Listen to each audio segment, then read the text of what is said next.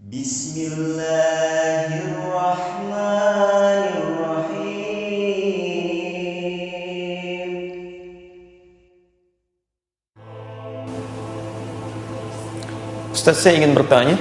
Baik, saya coba jawab. Saat kita duduk tahiyat, ketika sampai salawat Nabi di tahiyat akhir, sebaiknya kita memakai Sayyidina atau tidak?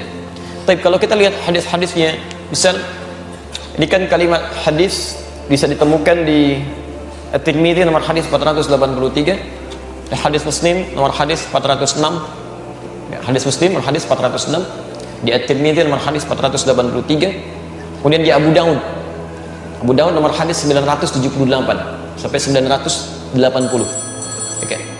Hadisnya dari Ka'ab bin Ujrah, ya, Ka'ab bin Ujrah. Kami teliti ini di kitab-kitab hadis yang kami punya, kami turunkan yang sahih saja. Ya, setiap kalimat salawat yang disampaikan pada Nabi, terutama dalam salat, itu tidak pernah menggunakan kata Sayyidina. Ya, ketika Ka'ab bin Ujrah bertanya pada Rasulullah, "Kaifa nusalli 'alaika?" Bagaimana kami bersalawat kepadamu ya Rasulullah? Kan?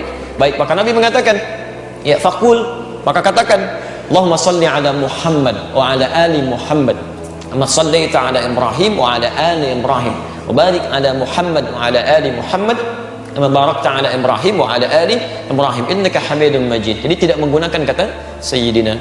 Saya lebih cenderung kepada kalimat yang tidak menggunakan Sayyidina, karena bahasa dari Nabi seperti itu.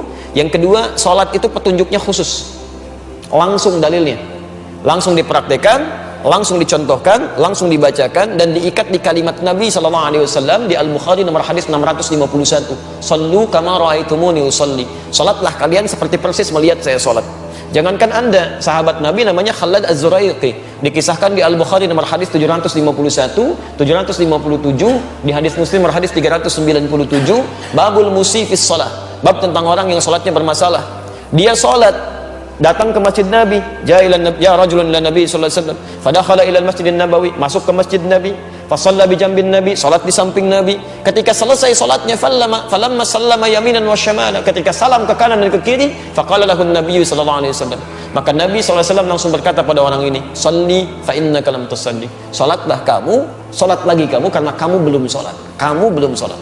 Kenapa dia belum sholat? Oleh Nabi dinilai belum sholat padahal setelah salam, karena cara dia sholat tidak seperti yang Nabi ajarkan pada orang ini, ya, tidak seperti yang Nabi ajarkan. Sampai dia mengulang 3 kali, Nabi mengulangi kalimat yang sama, sholat lagi kamu belum sholat. Sampai kemudian dia berkata, "Ya Rasulullah, ma uhsinu ghairah." Ya Rasulullah, saya tidak bisa lebih baik lagi daripada ini, alimni, tolong ajarkan saya. Maka diajarkan oleh Nabi dari wudu sampai dengan akhirnya. Setelah itu mengatakan seperti yang kita kenal sampai hari ini, "Sallu kama ra'aitumuni usalli." Salatlah kalian persis seperti melihat saya salat. Dan salatnya Nabi tidak pernah menggunakan kata Sayyidina dalam salawat, dalam salatnya. Kecuali kalau di luar salat nggak ada masalah, karena Sayyidina digunakan pada 3 hal. 1 dilarang, 2 diperkenankan. Yang dilarang itu yang mengkultuskan. Ada seorang datang kepada Nabi ingin mencari muka, ya, dia ingin mencari muka pada Nabi, ingin dihormati oleh orang, dia katakan, "Ya Sayyidina, Sayyidina." Kata Nabi, "Jangan kamu agungkan saya seperti umatnya Isa mengangkat Isa sampai dikultuskan nanti." Ya, Nabi menolak kalimat itu dalam konteks dia ingin mengkultuskan Nabi karena cari perhatian dari orang lain.